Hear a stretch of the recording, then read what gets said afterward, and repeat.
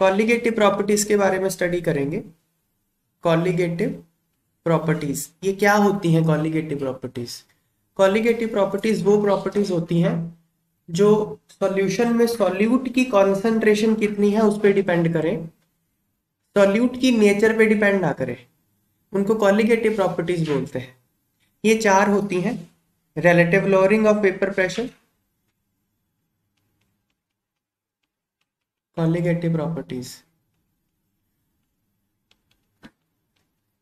Depends only on concentration of solution, मतलब number of particles of solute in solution, concentration, not on nature।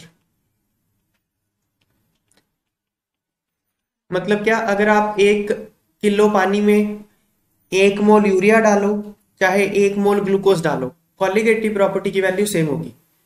Number पे depend करेगा, amount पे depend करेगा, nature पे depend नहीं करेगा। ये चार तरह की होती हैं। एक है relative lowering of vapour pressure, ये हम कर चुके हैं, relative lowering of vapour pressure. दूसरा एलिवेशन इन बॉइलिंग पॉइंट। तीसरा डिप्रेशन इन फ्रीजिंग पॉइंट। चौथा ऑस्मोटिक प्रेशर। चार होती है ये। तो फर्स्ट आज हम टेकअप कर रहे हैं relative lowering of vapour pressure. ये हम ऑलरेडी कर चुके हैं, रिवाइज मैं आपको करा देता हूं। जब आप,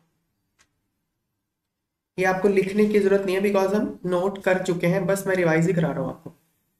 जब आप एक वॉलेटाइल सॉल्वेंट में नॉन वॉलेटाइल सॉल्यूट डालते हो, है ना, नॉन वॉलेटाइल सॉल्यूट आप उसमें डालते हो, तो वेपर तो सिर्फ किसके बनते हैं? सॉल्वेंट के ही बनते हैं, वॉलेटाइल के। तो सॉल्वेंट का जो वेपर प्रेशर है सोल्यूशन में, उसको हम बोलते हैं पीए। तो पीए is equal to PA not into x. ये रॉल्ड्स लॉ होता है, x is mole fraction of solvent in solution, PA not is vapour pressure of pure solvent. X को क्या लिख सकते हैं? 1 minus x B, where x B is mole fraction of non volatile solute, is equal to PA not minus PA not x B. तो यहां से आ जाएगा P A not into X B is equal to P A nought minus P A. इसको बोलते हैं lowering of vapour pressure, है ना। P A nought था प्योर सॉल्वेंट का और पी ए है सोल्यूशन का, तो डिफरेंस को बोलेंगे lowering. X B is equal to P A nought minus P A upon P A nought. ये हो गया रिलेटिव लोअरिंग, ठीक है ना। किसके इक्वल है ये? Mole fraction of solute, non volatile है।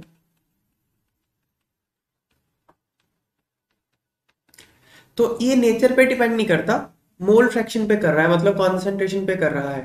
That is why this is a colligative property.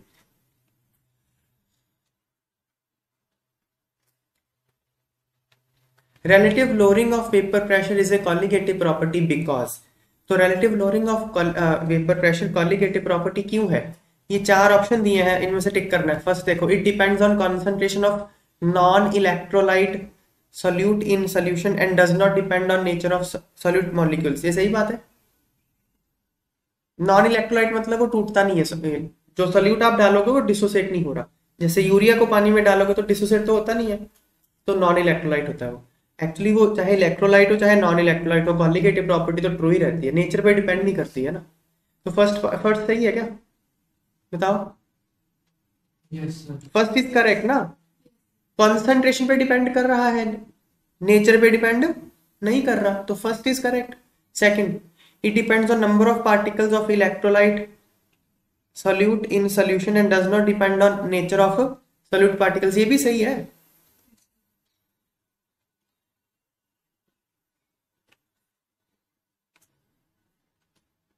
तो सेकंड ऑप्शन क्या है? It depends on number of particles of electrolyte solute in solution. देखो ये इलेक्ट्रोलाइट और नॉन इलेक्ट्रोलाइट में कंफ्यूज मत होना।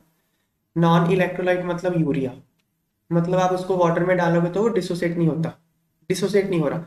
इलेक्ट्रोलाइट मतलब जैसे NaCl, इसको डालोगे तो डिसोसिएट हो जाएगा। तो वो तो कोई बात नहीं है, वो ना अकाउंट फॉर हम एक टॉपिक पढ़ेंगे, वांट हाफ फैक्टर, वो हम टॉपिक पढ़ेंगे एक, वो उसमें अकाउंट फॉर हो जाएगा, उसमें कुछ नहीं होता।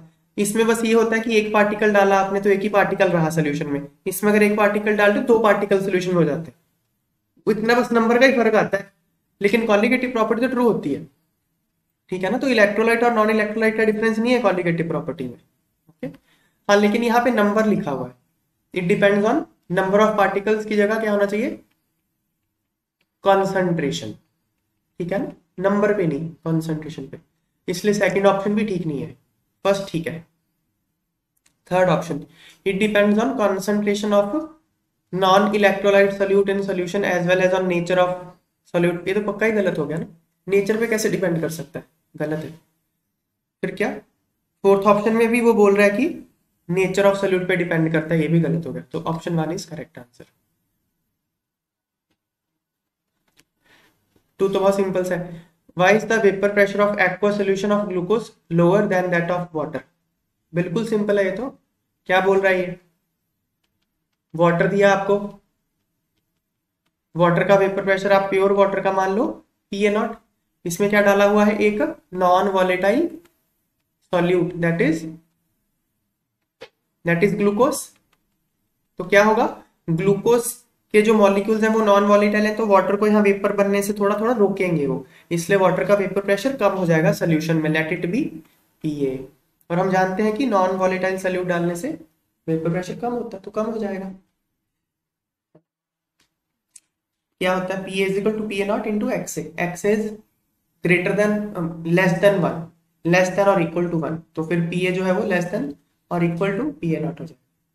When non-volatile solute such as glucose is added to a volatile solvent such as water, from the positions occupied by non-volatile solute at the surface of volatile solvent, मतलब जहां जहां non-volatile solute होगा सरफेस पे, यहाँ पे surface पे जहां जहां non-volatile solute है, solvent particles cannot escape out as vapor, solvent को वेपर बनने नहीं देगा वो, इसलिए वेपर प्रेशर जो सोल्यूशन का है वो रिड्यूस हो जाएगा प्योर सॉल्वेंट के मुकाबले, और ये रॉड्स लॉ होता है। सिंपल बात है।